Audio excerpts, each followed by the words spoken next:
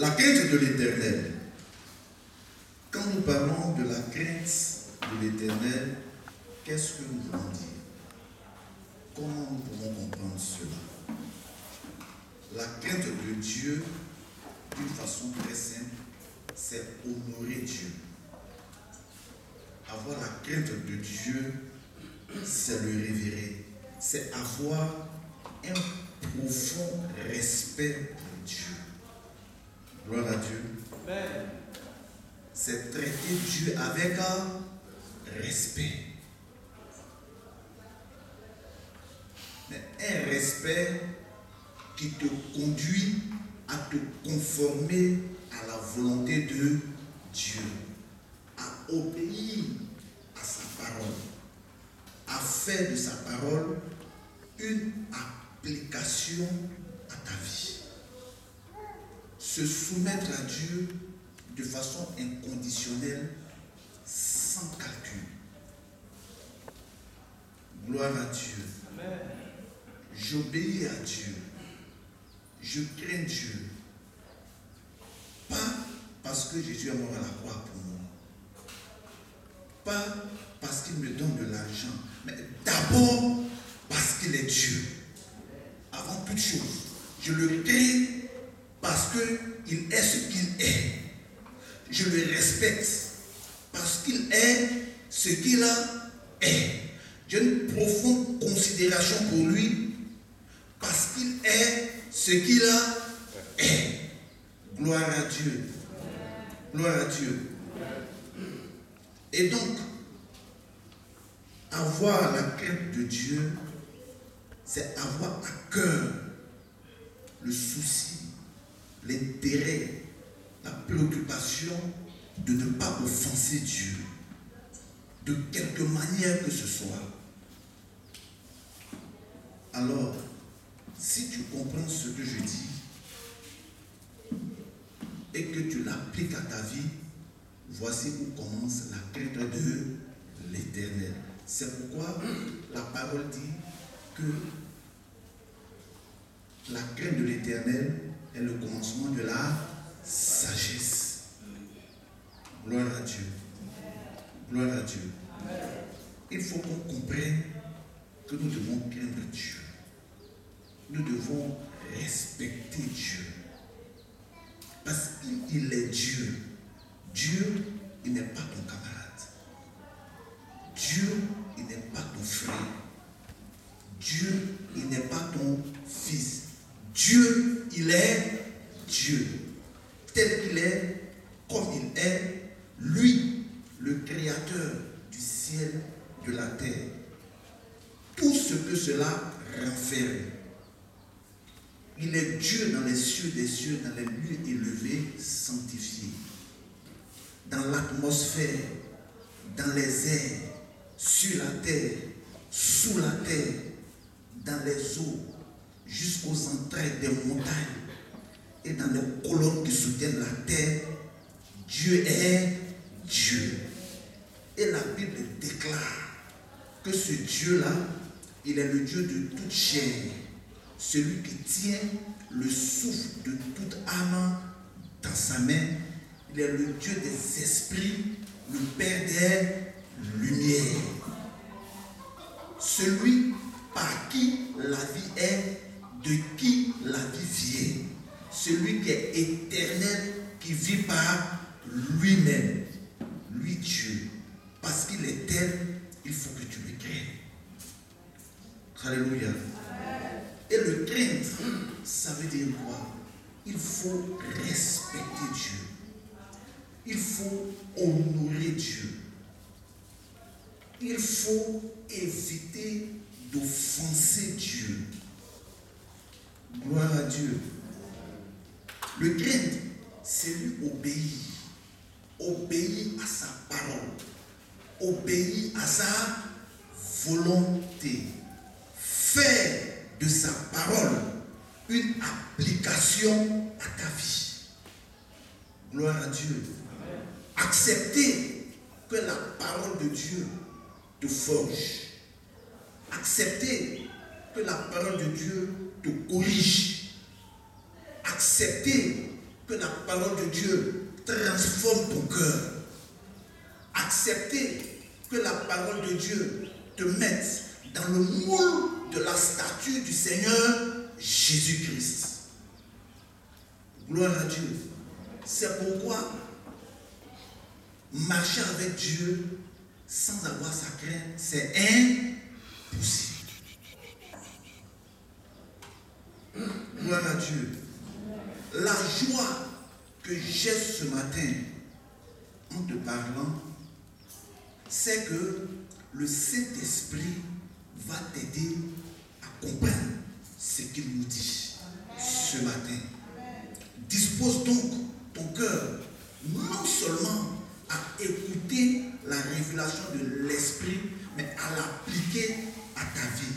Il faut que tu vives de la crainte de Dieu. Est-ce que c'est clair? Alors, pour cela, nous allons voir que Dieu suscite la crainte de son nom lui-même. Il provoque la crainte de son nom dans la vie de l'homme, dans toute la création. Gloire à Dieu. Et donc, Dieu suscite la crainte de son nom. Voyez-vous, quand on parle de la crainte de Dieu, ce ne sont pas des mots. La crainte de Dieu sera véritable si la parole qui relâche prend forme et vie en toi et en moi.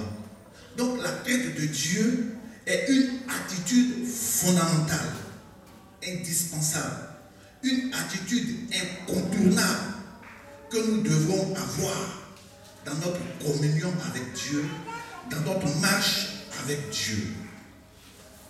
C'est pourquoi Dieu lui-même, il inspire sa crainte dans le cœur de l'homme pour amener l'homme à lui obéir, pour amener l'homme à respecter ses commandements, à se soumettre à sa parole, à marcher humblement avec lui. Bien-aimés, vous voyez, j'aime bien le Seigneur pour une seule raison. Pas parce que Christ est mort à la croix. Christ est mort à la croix est la conséquence de ce que je crois être ma conviction dans le Seigneur. J'aime Dieu. Pourquoi? Parce que Dieu ne ment pas. Parce que Dieu dit toute la vérité. C'est dit, quand tu marches avec lui, il dit, j'ai donné Christ pour toi, mais à condition que tu obéisses à ce que je te demande. Si ce n'est pas le cas, ce n'est même pas possible qu'on puisse marcher ensemble. Donc, quand nous acceptons le Seigneur Jésus-Christ, le départ de toutes choses, pour notre communion avec Dieu, pour notre marche avec Dieu, pour notre intimité avec Dieu, le départ de toutes choses, c'est la crainte de l'Éternel. Si tu n'as pas la crainte de Dieu, ne te fais même pas d'illusion, tu n'es pas dans la présence du Seigneur. Si tu ne sais pas respecter Dieu, ne te fais même pas d'illusion, tu n'es pas dans la présence du Seigneur. Parce que là où nous sommes, l'enjeu est capital. L'enjeu est important. Pourquoi? Parce qu'il est question de la destinée éternelle de nos âmes. Il est une question de vie ou de mort. C'est pourquoi Dieu, depuis que Adam et Ève ont péché dans le jardin, dans toute sa patience et sa miséricorde, il n'a jamais caché quoi que ce soit à l'humanité pour le salut de l'humanité. Mais le départ de toutes choses, c'est la crainte de Dieu. Gloire à Dieu. Gloire à Dieu. Dieu inspire la crainte de son nom, de sa présence, afin que l'homme cherche la sanctification, afin que nous poursuivions la sainteté, afin que nous ayons soif de la justice de Dieu. Gloire à Dieu. On ne peut pas parler de la vie de sanctification. On ne peut pas parler de la vie de justice. On ne peut pas parler de la vie de pureté si on n'a pas la crainte de Dieu. Et si tu n'as pas la crainte de Dieu par voie de conséquence, tu ne peux même pas parler de salut. Celui qui n'a pas la crainte de Dieu, je vous dis avec assurance, il n'est pas sauvé.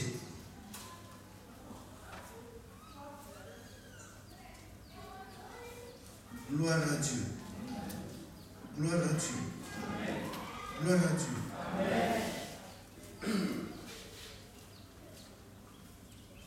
Nous devons comprendre qu'un système qui est établi, il faut que nous comprenions cela. Toute société est organisée. Quand tu n'as pas de crainte par rapport à ce qui est établi, afin que la société soit équilibrée et marche très bien, la société t'exclut. Et le meilleur endroit d'exclusion, c'est la maca. Est-ce que vous comprenez ça? Si vous comprenez ce que je dis, la chose est la même avec Dieu. La vie que Dieu institue lorsque nous acceptons Jésus-Christ, la famille dans laquelle il nous fait entrer, le règne dans lequel il nous fait entrer, la vie nouvelle dans laquelle il nous fait entrer est établie sur des lois, sur des principes, sur des commandements. Et il y a une autorité qui suit toutes choses, qui est établie. Et Dieu dit que Jésus-Christ est le chef de l'Église. Le système est mis en place. Quand tu viens, ce n'est pas pour que tu changes quelque chose. Quand tu viens, ce n'est pas pour que tu modifies quelque chose. Quand tu viens, ce n'est pas pour que tu fasses à savoir ton opinion sur ce que Dieu a déjà établi. C'est pourquoi il pouvait dire à Job, qui s'est assis avec moi pour que je lui demande un conseil.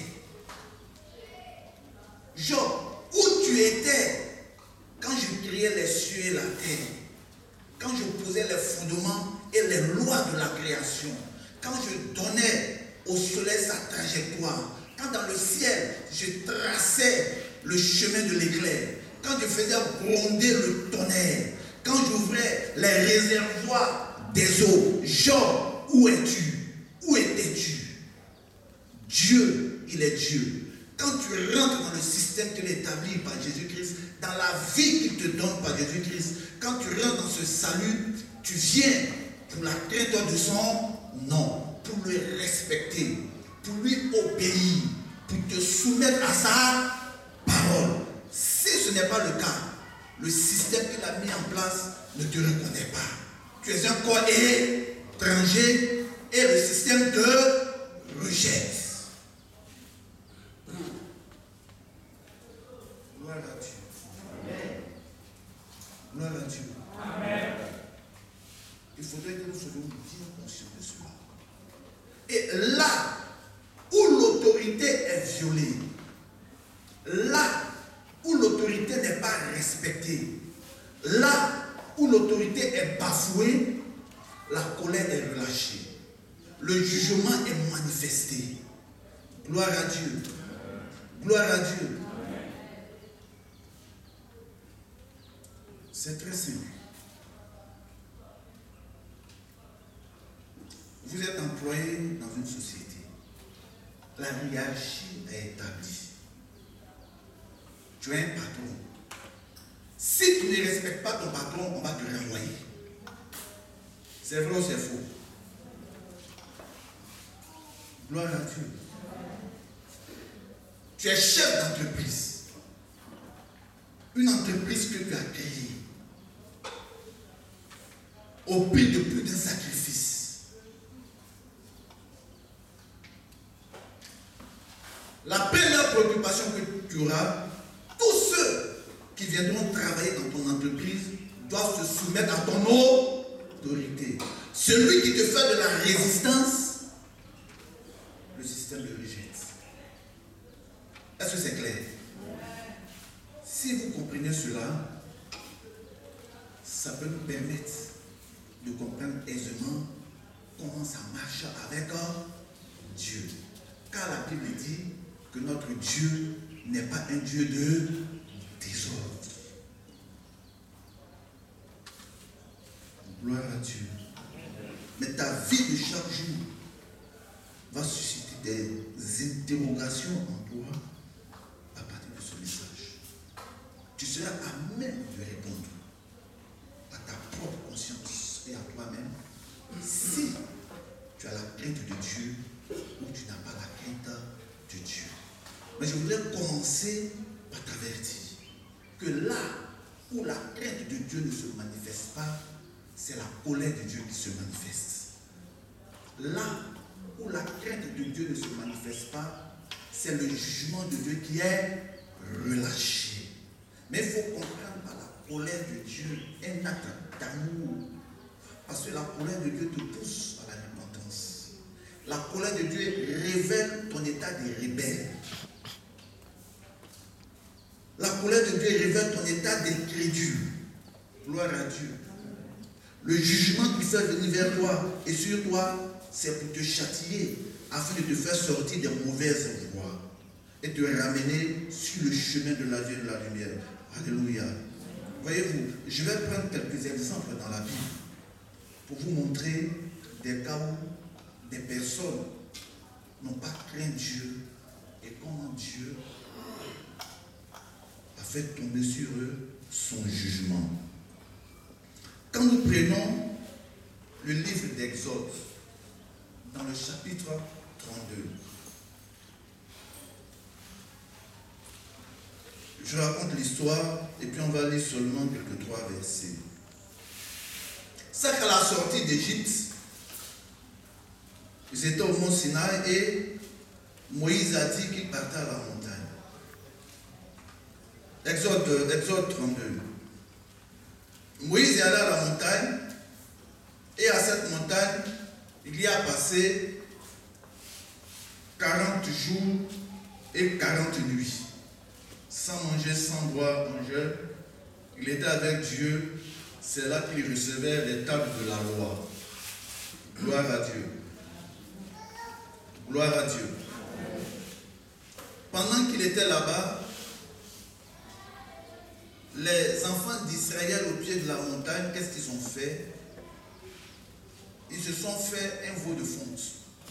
C'est-à-dire, ils ont dit tout ce qu'ils ont sur eux comme bijoux, or qu'ils fassent venir cela. Aaron a fondu tout l'or dans un moule et il a sorti un veau, le veau d'or. Et qu'est-ce qu'ils ont dit? Ô Israélites, voici le Dieu qui nous a fait sortir d'Égypte. Alléluia. Ils n'ont pas eu la crainte de Dieu. Non seulement c'est un acte idolâtre, mais c'est une insulte très grossière à notre Dieu. Ça, c'est un acte contre nature. Qu'est-ce qui s'est passé dans le fond? Voyez-vous, dire aux Israélites, voici le veau d'or qui nous a fait sortir d'Égypte. C'est dire que Dieu est inférieur à un animal. C'est dire que Dieu n'a aucune valeur. Dieu n'est capable de rien. Voyez-vous, souvent, on croit que le langage humain est le même que le langage céleste. On croit que la compréhension humaine est la même que la compréhension céleste. Mais non. Quand quelqu'un, par exemple, s'inquiète, on croit que ce sont de simples inquiétudes. Mais non, Dieu ne comprend pas tes inquiétudes. On comprend l'intelligence de ton âme. Quand tu t'inquiètes, pour Dieu, c'est une insulte. Parce que ton inquiétude met en jugement des rapports de force. Tu as besoin de quelque chose. Écoute, c'est très simple. sur le plan humain, j'ai besoin de quelque chose, j'ai besoin d'argent, je prends deux personnes, je les regarde, je vois qu'il a plus nanti qui est capable de résoudre financièrement mon problème. Quand je sais qu'une personne est vraiment nantie, la personne X et la personne Y ne peut même pas s'acheter un morceau de pain, à quoi ça me servirait d'aller vers la personne Y? Gloire à Dieu. Donc quand tu manifestes une inquiétude, c'est une façon de dire à Dieu que tu es un Dieu incapable. Tu es un Dieu pauvre. Tu es un Dieu de qui je ne peux rien espérer. Même l'homme me satisferait mieux que toi. Ça, c'est une insulte à Dieu. Mais toi, tu ne comprends pas ça comme ça. C'est pourquoi le royaume ne reconnaît pas les inquiétudes. Le royaume ne reconnaît pas le langage des inquiétudes. Quand tu traverses une situation, aussi longtemps que tu seras dans l'inquiétude, tu ne verras pas d'exaucement. Parce que le royaume ne te comprend pas. Tu es étranger au royaume. Gloire à Dieu. Et c'est comme ça qu'ils ont présenté le veau d'or. En vérité, c'est dit à Dieu que toi, Dieu, tu es inférieur à ce que nous, les hommes, nous pouvons produire de nos mains. C'est rabaisser Dieu à un niveau inacceptable. C'est un mépris qui ne dit pas son nom. C'est pourquoi il faut faire très attention. Et cette action a tout de suite touché Dieu dans son omnipotence. Le Dieu tout-puissant qui vous a fait sortir d'Égypte à bras levés par des signes, des prodiges et des miracles. Vous vous levez un matin et vous lui dites qu'il est inférieur à une bête et à l'œuvre de nos mains. Est-ce que vous comprenez? C'est pourquoi la colère de Dieu s'est enflammée. Au verset 25 à 28.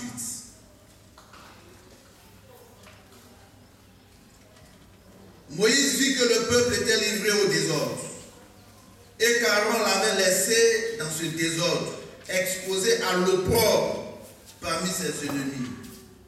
Moïse se plaça à la porte du camp et dit: à moi, ceux qui sont pour l'Éternel.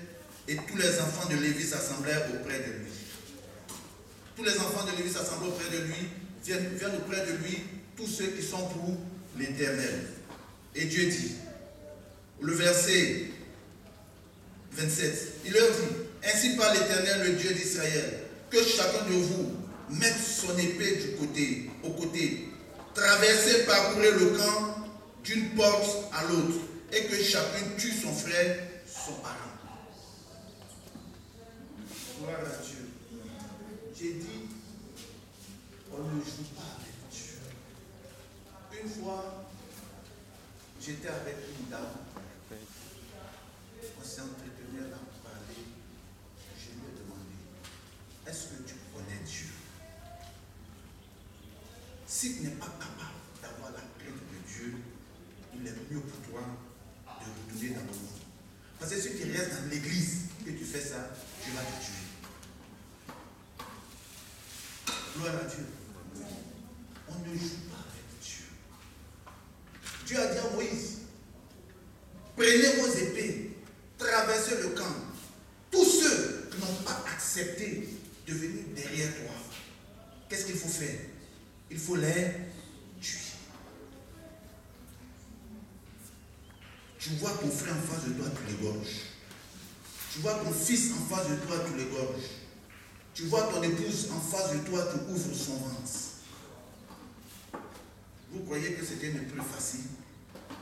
On ne se moque pas de Dieu. Mais il y a un seul mot qui a entraîné tout ça. Ce mot, on le trouve au verset 25. Moïse vit que le peuple était livré au désordre. Soulignez bien le mot désordre. Gloire à Dieu. Gloire à Dieu. Le désordre, ce n'est pas un hasard. Le désordre vient d'une décision que nous acceptons, d'une décision que nous arrêtons par notre propre volonté. Gloire à Dieu. Le désordre affecte tout notre être, esprit, âme et corps. Le désordre moral. Notre âme est affectée, notre âme est souillée, notre corps est souillé. Parce que là où il y a le désordre, là est le péché.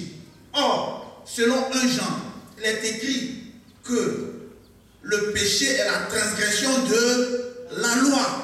Et Jacques 1 dit, lorsque tu sais ce qui est bien, qu'il faut faire, et que tu ne le fais pas, tu pèches contre Dieu. Et là où le péché est, là aussi est le désordre. Le désordre bafoue l'autorité. Le désordre renverse l'ordre établi. Quand tu prends désordre, la racine c'est ordre. Gloire à Dieu. Gloire à Dieu. Celui qui vit dans le désordre, c'est celui qui refuse de se soumettre à Dieu. C'est celui qui écoute la parole, qui refuse d'obéir. Il est dans le peuple, parmi le peuple, il vit avec le peuple, il reçoit la parole, mais lui, il décide de mener la vie qu'il veut. Quoi qu'on dise, je suis voleur, je reste voleur, je vole dans l'église. Fais attention.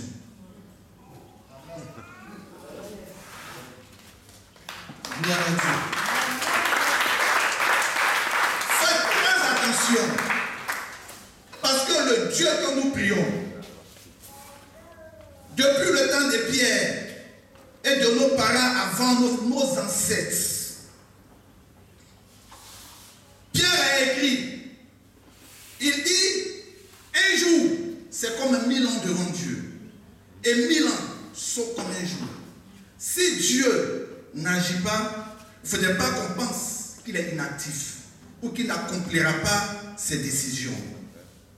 Mais son espérance, c'est que tous nous soyons sauvés. Mais je vais vous dire quelque chose. Là où la parole de Dieu s'adresse à toi, arrête le désordre. Parce que le jugement de Dieu va se lever sur ta vie. Ce qui est dangereux dans le désordre, c'est que le désordre touche au sacré.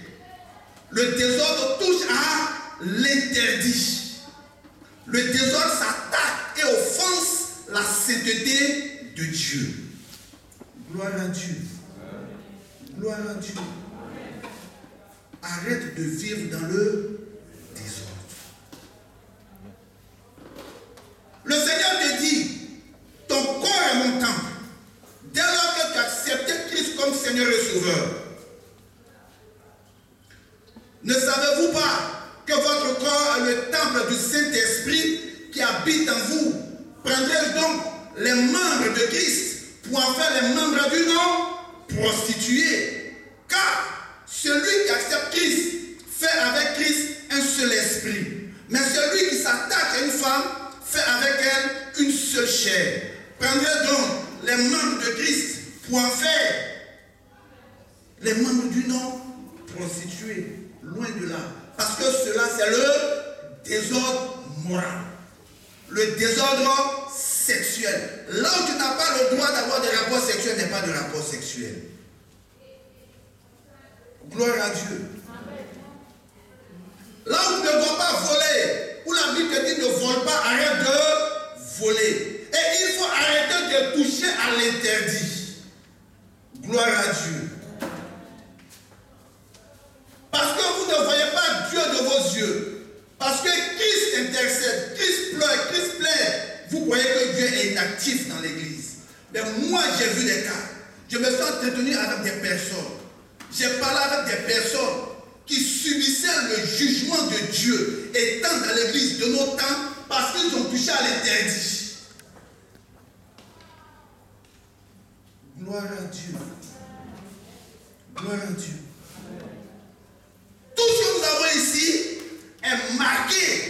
le sceau de Dieu, est sanctifié par le sceau de Dieu, par le sang de Christ, est consacré à Christ. Même le micro que je tiens est consacré à Christ, parce que c'est pour le sacerdoce. Le sacerdoce, c'est l'ensemble du service cultuel sacré rendu à Dieu, sacré dans sa forme, dans son fond et par tous les instruments qui y participent. Rien n'interdit. Et tu te lèves, tu voles les choses de l'église. Tu te lèves, tu voles le matériel de l'église. Dieu va remplacer. Mais aussi longtemps que tu vas te taire, la condamnation de Dieu est sur ta vie. Tu seras l'auteur de ta propre malédiction et de ta propre condamnation. Chaque pièce d'argent que tu vas dépenser, venant du vol que tu auras produit, sera un jugement contre ta vie. Et l'œil de l'Éternel ne va point sommeiller jusqu'à ce que ta destruction soit effective, aussi longtemps que tu refuseras de te repentir. Parce que Dieu n'accepte pas le désordre.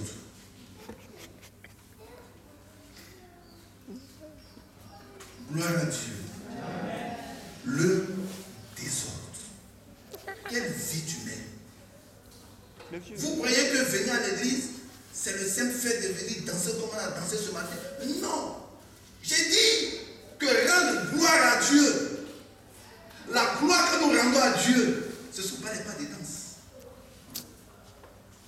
Les pas de danse que nous manifestons, c'est la reconnaissance que nous avons envers Dieu pour sa gloire qui se manifeste dans notre vie.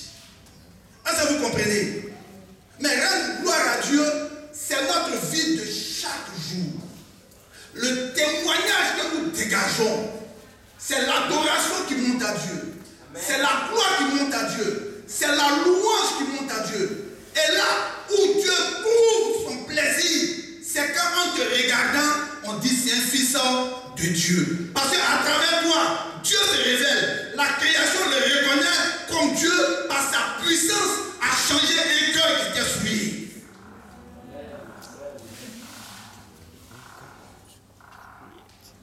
Gloire à Dieu. Gloire à Dieu. Gloire à Dieu. Amen. Le désordre. Il faut arrêter de vivre dans le désordre.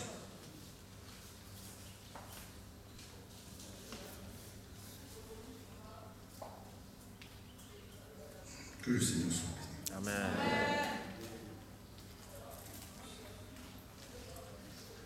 Je vais prendre un autre exemple. Il y a plusieurs exemples. Mais je vais seulement prendre deux ou trois exemples.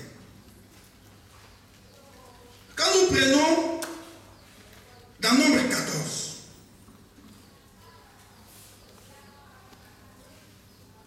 les enfants d'Israël étaient dans le désert. Quand ils sont sortis d'Égypte, ils n'étaient pas loin des frontières de Canaan. Et qu'est-ce qui s'est passé? Moïse a demandé à 12 espions, selon les 12 tribus, d'aller faire des investigations, des enquêtes de l'autre côté de la frontière. Et quand ils sont revenus, de ces 12, il y a 10 qui ont rendu un témoignage qui a effrayé et branlé tout le peuple. Dans la peur, a suscité l'incrédulité, le peuple a murmuré. Tout le monde connaît cette histoire. Seul Caleb et Josué avaient rendu un témoignage digne. Gloire à Dieu. Les autres disaient que les fils d'Anak sont des géants et nous sommes comme des sauterelles à leurs pieds. C'est-à-dire que c'est au pas de leur marche qu'ils vont nous écraser. Que pouvons-nous faire? Dieu nous livre à la mort. Mais Jésus a dit non. Le Dieu qui a confondu Pharaon, c'est avec lui que nous marchons. Le Dieu qui a divisé la mer Rouge en deux. Et nous sommes passés à sec. Après nous a noyé toute la mer égyptienne. C'est avec lui que nous combattons. Il nous livrera les fils d'Anak. Et là, Josué et Caleb obéissaient à une loi fondamentale, une loi spirituelle de la victoire. Or, sans la foi, il est impossible d'être agréable à Dieu. C'est dit, c'est non négociable.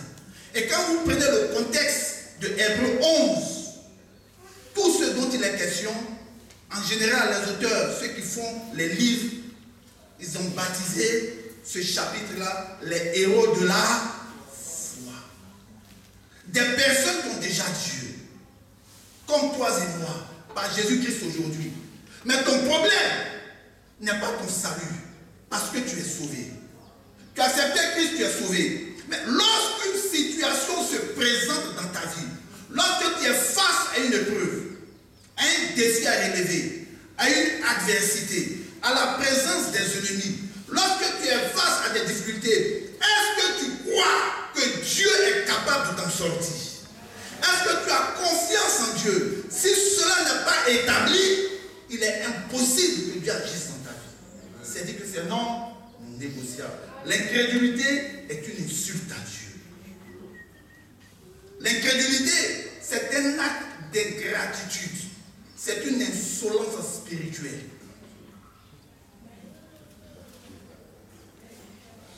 Gloire à Dieu. Gloire à Dieu. Et qu'est-ce qui s'est passé? Le Seigneur a dit, ceux-là, ils vont passer 40 années dans le désert. Les espions ont sillonné la contrée pendant 40 jours. Je les punirai, ils passeront 40 années dans le désert en raison d'un jour par année. 40 jours, 40 années. Jusqu'à ce qu'ils périssent tous. Et la génération qui est née dans le désert, c'est elle qui ira à Canaan avec qui? Josué et Caleb. Ce qui est douloureux dans cette histoire, c'est que le peuple d'Israël était seulement à 11 jours de marche pour entrer à Canaan. Gloire à Dieu. C'était seulement à 11 jours de marche quand nous prenons Deutéronome 1, verset 2. Dans Deutéronome 1, verset 2, il est écrit qu'ils étaient à 11 jours de marche. Deutéronome 1, verset 2. Il y a 11 journées depuis Horeb, par le chemin de la montagne de Séir jusqu'à Kadès Barnéa. Gloire à Dieu.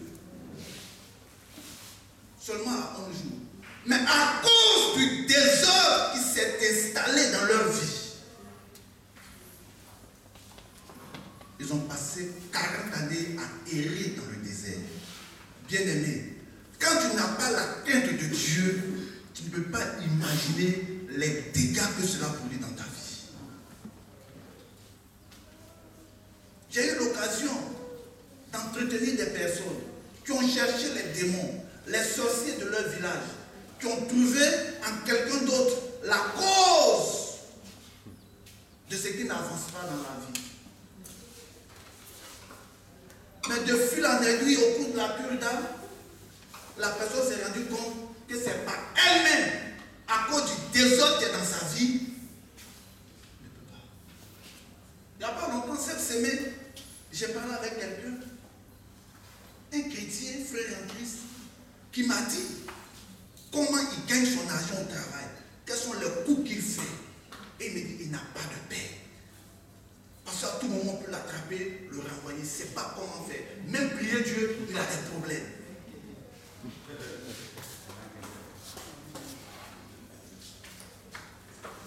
N'acceptez pas le désordre. Quand on dit 40 années passées dans le désert et que Dieu a dit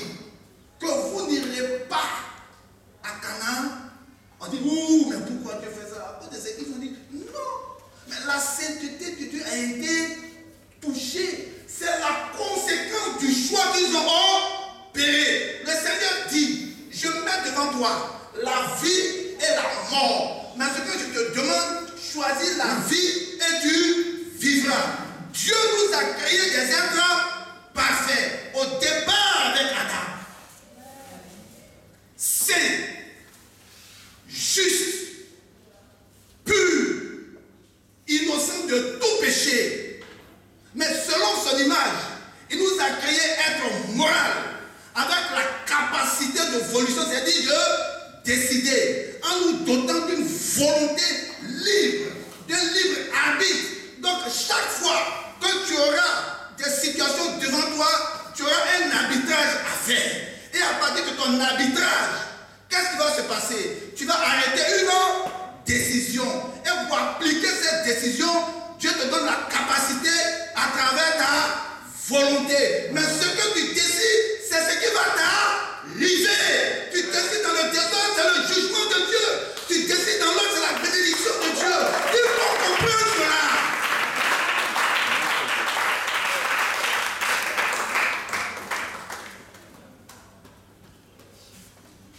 Revenons à la Bible.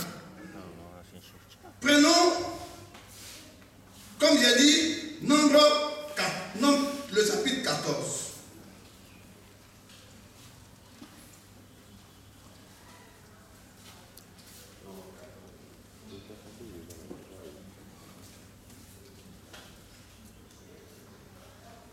Gloire à Dieu. Voyez-vous, bien aimé, souvent on est là, on cherche d'où viennent les malheurs de notre vie. Et j'ai dit, hier j'étais un enseignement, j'ai dit aux gens que aussi longtemps que tu ne te remettras jamais en cause, aussi longtemps que tu accuseras quelqu'un d'autre de tout ce qui t'arrive, tu ne voudras jamais dans ta vie, tu vas pas réussir. Parce que pour que le changement arrive dans ta vie, pour que la transformation se fasse, pour que tu avances, il faut d'abord te remettre en cause. Ce qui m'est arrivé, c'est parce que j'ai accepté. Pourquoi j'ai accepté? Qu'est-ce qui s'est passé? Reconnais d'abord ta faute. C'est pourquoi, aussi longtemps que tu ne vas pas te reconnaître comme pécheur, tu ne bénéficieras jamais du salut.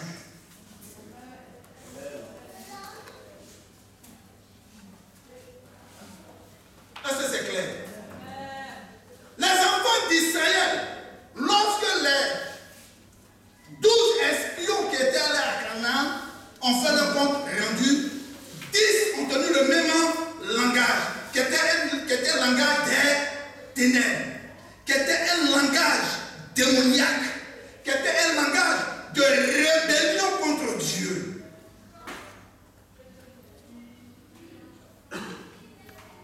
Et 2 ont tenu un langage de la lumière, un langage qui a glorifié Dieu, un langage qui s'harmonise avec la nature de Dieu, la grandeur de Dieu, la toute-puissance de Dieu, la gloire de Dieu. Or, sans la foi, il est impossible d'être agréable à Dieu. Car il faut que celui qui s'approche de Dieu croit que Dieu existe et qui est le rémunérateur de ceux qui le cherchent. Les rapports ont été faits. Le peuple d'Israël avait un choix à faire entre le langage de la lumière et le langage des ténèbres. Mais il faut savoir que ce que tu décides par le libre arbitre et que tu exécutes par ta volonté attire toujours sur toi le jugement de Dieu. Et cela te sera fait selon ce que tu auras décidé. C'est pourquoi Christ a toujours dit aux gens qu'il te soit fait selon ta foi. Gloire à Dieu. Mais qu'est-ce qu'ils ont décidé? Prenons le verset 4. Ils se disent l'un à l'autre, nommons un chef et retournons en Égypte. Voici la décision qu'ils ont prise.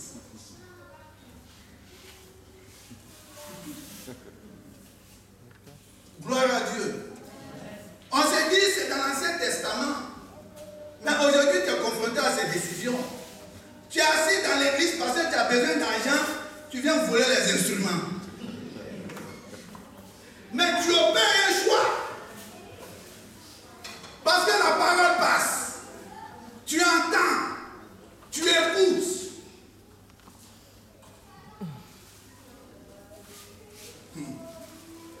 Qu'il te soit fait selon ta foi. Gloire à Dieu.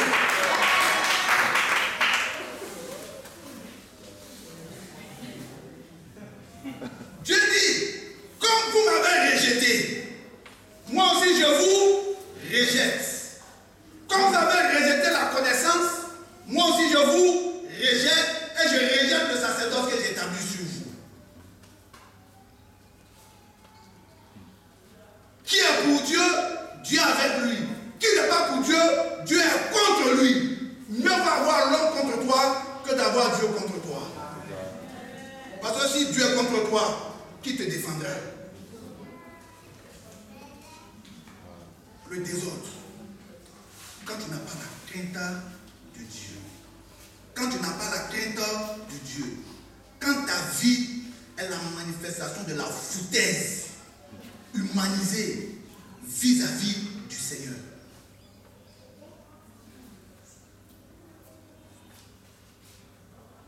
Gloire à Dieu.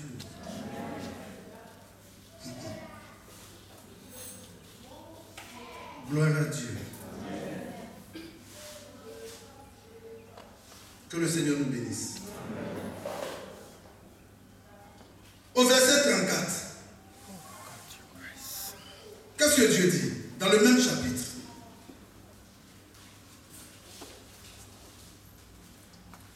Écoutez bien.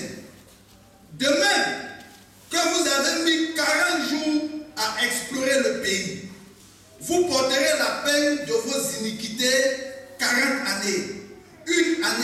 Une année pour chaque jour. Et vous saurez ce que c'est que d'être privé de ma présence. Verset 35. Moi l'Éternel j'ai parlé. Et c'est ainsi que je traiterai cette méchante assemblée. Gloire à Dieu.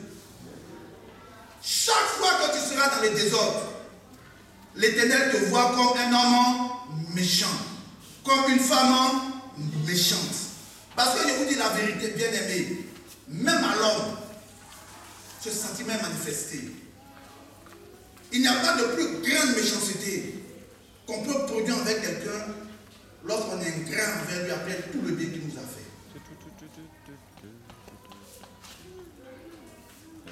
Gloire à Dieu. Gloire à Dieu. Dieu est Dieu. Même à Moïse, que Dieu a baptisé l'homme le plus patient de la terre. Moïse a dit, Dieu a dit à Moïse, parle au rocher. Moïse a frappé le rocher. Frappé le rocher. De l'eau sortira-t-il de ce rocher? On s'est dit non, c'est un caillou. Comme à cause de cailloux, Dieu peut porter tes jugements sur Moïse. C'était pas simple, caillou. Mais ce rocher était un instrument prophétique annonçant Christ. Comme l'a dit plus tard dans Corinthiens, ils ont tous bu le même breuvage venant du même rocher qui était Christ. C'est pas ce qui est écrit. Faites attention. Ce qui est sanctifié est sanctifié. Ne déclare pas impur ce que Dieu a déclaré pur. Gloire à Dieu. Gloire à Dieu. Quand on parle le cas d'Akan, quand ils sont sortis du désert, ils ont pris Jéricho. Mais avant de prendre Jéricho, Dieu a été très clair. Je vous pas interdit tout ce qu'il y a dans Jéricho, depuis les hommes, les objets, jusqu'aux animaux. Celui qui prend quelque chose, la malédiction repose sur lui et le jugement. Ils sont partis. Mais il y a un dedans, Akan, qui a volé de l'or, de l'argent et un manteau de chinéa. Gloire à Dieu. Après Jéricho, un petit village. Quand ils ont regardé le gars, ils disent non, on peut l'écraser en un clin d'œil. Ce n'est pas la peine qu'on y déploie toute l'armée. Mais ils ont subi, ils ont essuyé une défaite sans pareil. Quelque chose n'allait pas. Ils ont prié Dieu. Et Dieu leur a fait savoir que quelqu'un a touché à l'interdit. Akan sa maison, ses biens, ses enfants, ses femmes, ils ont été tous amenés à la vallée d'Akor. Et là-bas, ils ont été lapidés et tout ce qui lui appartenait a été brûlé. C'est comme ça que Dieu les exclut. Mes amis, je vous dis la vérité. On vient tous à l'église, mais il y en a, parce qu'ils n'ont pas la crainte de Dieu, parce qu'ils vivent dans le désordre, ils sont exclus de la communauté des saints. Ils sont exclus de l'assemblée des saints. Tu viens dans les 4 murs, tu crois que tu es dans l'église, mais tu n'es pas dans l'église. Tu n'es pas participant du corps universel du Seigneur Jésus-Christ qu'il a acquis au prix de son sang à cause du désordre qui est dans ta vie.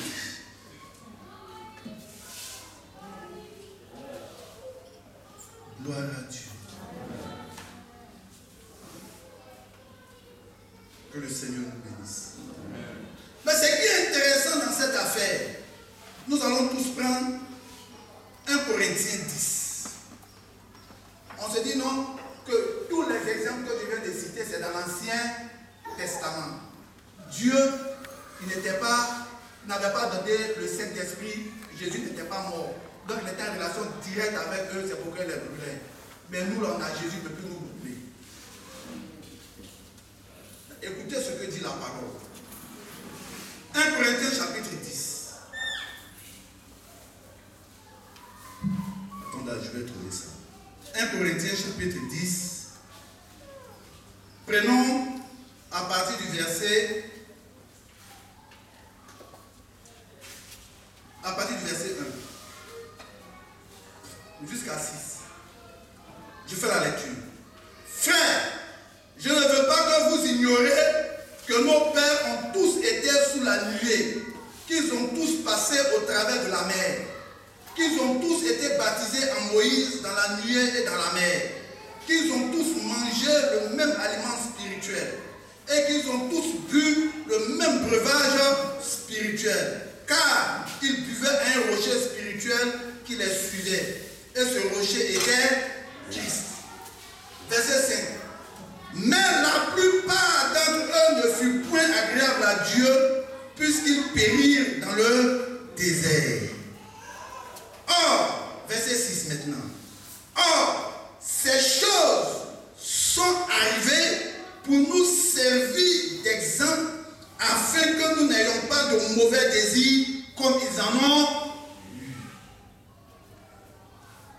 Est-ce que vous comprenez pourquoi Dieu avait écrit ça?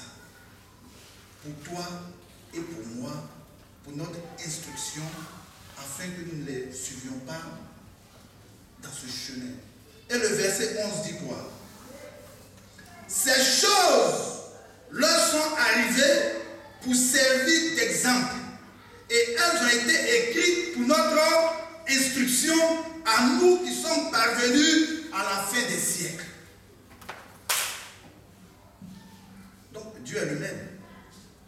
La Bible, par la bouche de Jacques, dit qu'il ne subit aucune ombre de variation. L'auteur hébreu dit il est le même hier, aujourd'hui et éternellement. Il est celui qui était, qui est et qui vient. Gloire à Dieu. Que Dieu soit béni. Que Dieu soit béni. Donc, tout ce que nous entendons doit nous servir d'exemple pour mener une vie dans la crainte de Dieu. Les gens ne respectent pas Dieu. J'étais scandalisé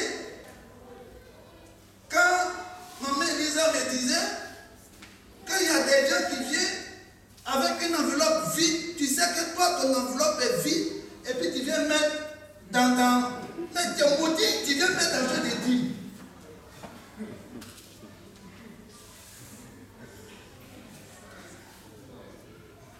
Tu sais que ton enveloppe est vide. Une enveloppe vide, tu viens et puis tu mets dedans. Ces chiens-là n'ont pas dit l'argent, ils vont bien voir.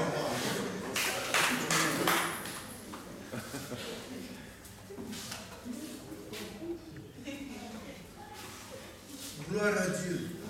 Mais je vais te dire une chose. Jésus, lorsqu'il rentrait à Jérusalem, les pharisiens ont dit à Jésus-Christ,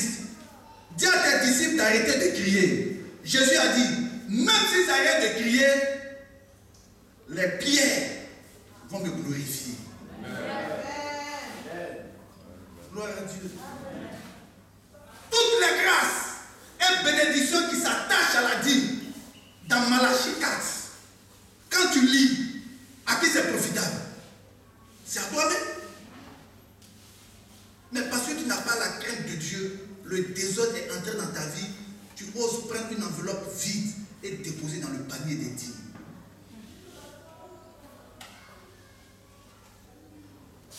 Gloire à Dieu.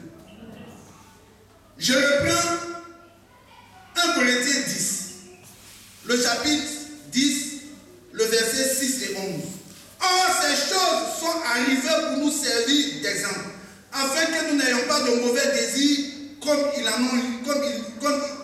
ont eu. Verset 11. Ces choses leur sont arrivées pour servir d'exemple, et elles ont été écrites pour notre instruction à nous qui sommes parvenus à la fin des siècles. Je prie Dieu que ton cœur soit sensible à sa parole. Et tu tiens compte de ce qu'il te dit ce matin. Parce que le choix que tu vas opérer, de ce choix dépendra ta vie. Où tu vivras, où tu mourras. Mais ce que je te conseille, choisis la vie et tu vivras. Commence par avoir la crainte de